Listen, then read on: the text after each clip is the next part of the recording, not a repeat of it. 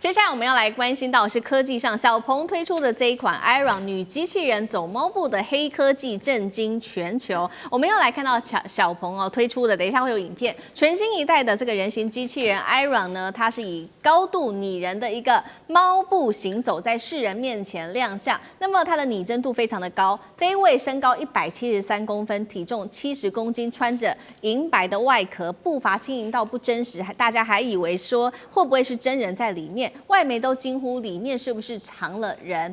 根据了解，他在这个公布的时候，他在走这个猫步的时候，还造成了这家公司的股价下跌，大家觉得说它是假的，不过在剖开之后才发现是真的耶。那么，等一下我们来看一下现场的最新画面。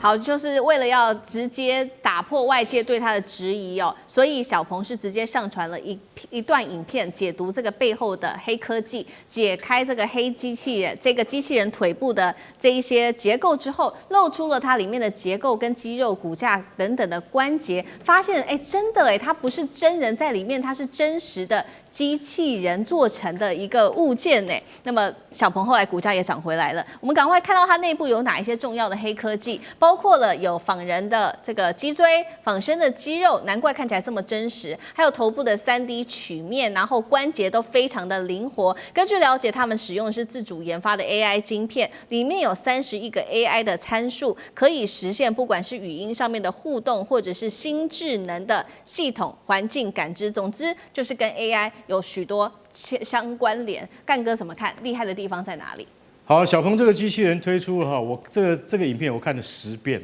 我一直要找出里面有没有什么蹊跷跟端倪。为什么？因为你说这个人形机器人它能够进步到这个地步的话，那它将来对于在军事科技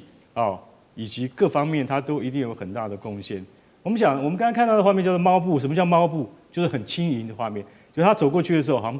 有非常的缓步，但是又好像很轻盈那种感觉。它完全颠覆我们对一般正常的就是机器人，它应该是像比如说，它可能它的动作都是一格一格的很僵硬，对不对？你现在看的好像它 smooth 多了，因为它为什么？他说很简单，我有82个关节的自由度，然后呢，配备关节节能的实现手部22个自由度的精细操作。其实说句实在话，这都建立在什么上面 ？AI。如果你今天没有大数据来去支撑它的话，根本做不出来。那所以何小鹏就干脆我把衣服剪开给你看，从里面一看，哇，我们真的看到说这不是真人躲在里面，因为我们始终会有这样的怀疑。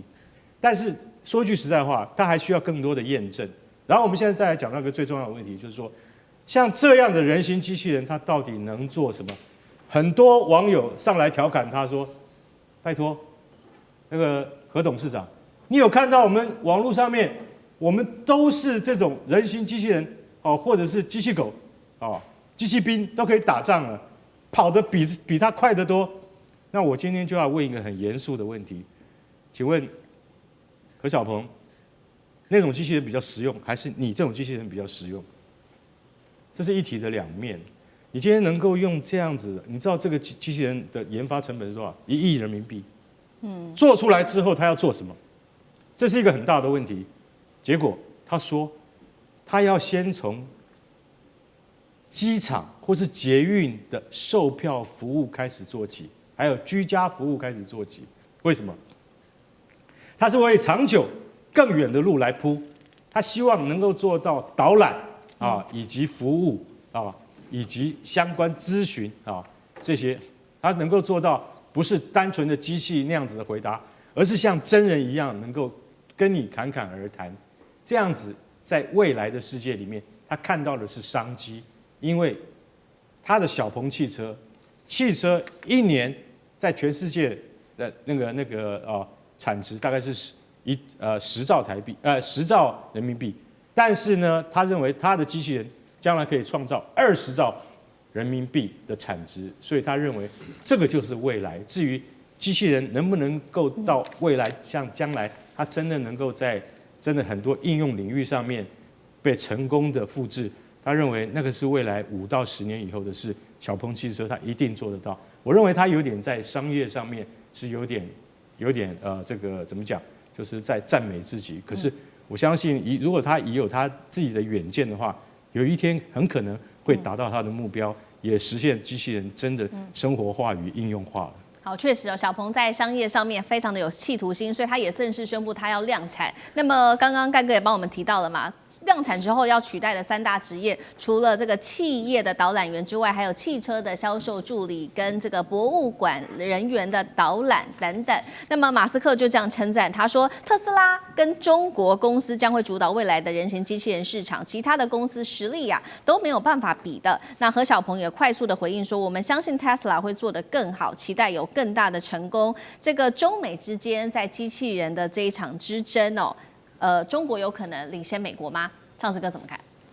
这一次其实何小鹏跟那个马斯克他们互相赞美，这还是比较罕见的哦。距离上一次这个马斯克这么样的暗赞引起讨论的话，就是当时机器狗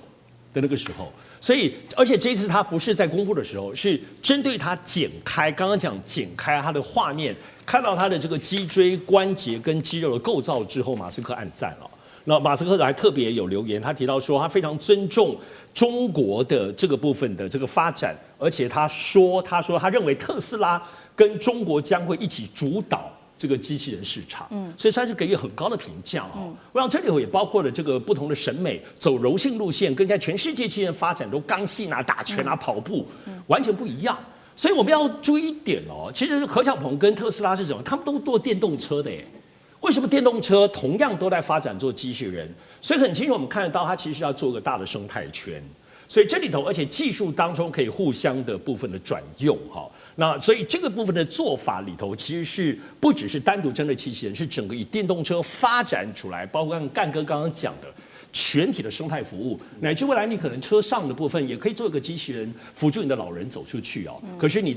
然后你机器人没有跟你的话，在你的车上那个机器人还继续大数据 AI 还继续跟你对话，所以这样子的生态看起来，其实马斯克之所以他做机器人跟何小鹏一样，而且何小鹏也在回应马斯克的称赞的时候，就说他一切都是师法特斯拉。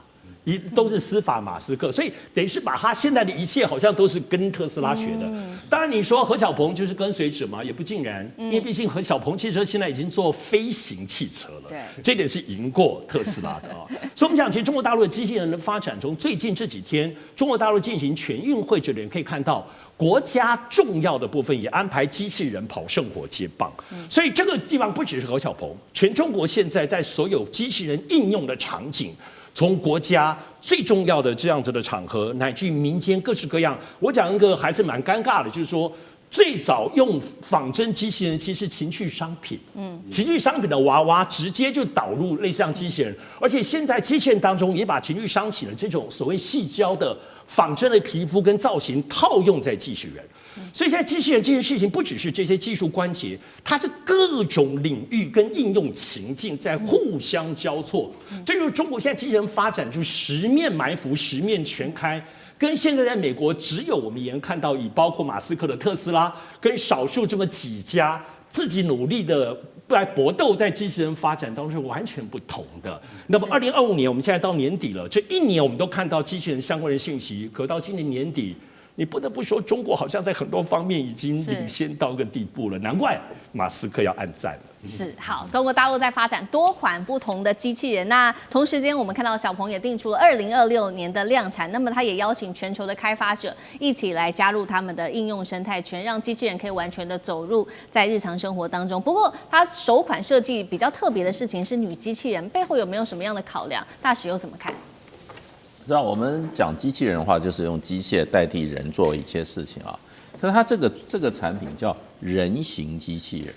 它跟一般机器人不一样，还有机器狗，可是这个人形机器人，所以它是要模仿人的动作跟功能的，所以它的这个难度是更高的。当然你过去看它这个人形机器人啊，它基本上它是仿人的动作。可是性别上都以刚硬的男性为主，对。那他这次设计就是以女性，因为人就有两性，有男性跟女性，所以他是朝女性的这个角度去设计一个机器人，所以走路看起来姿态真的很像一个真的女性。另外一方面，他在他的市场区隔，我这个人形机器人出来的，我要卖给谁？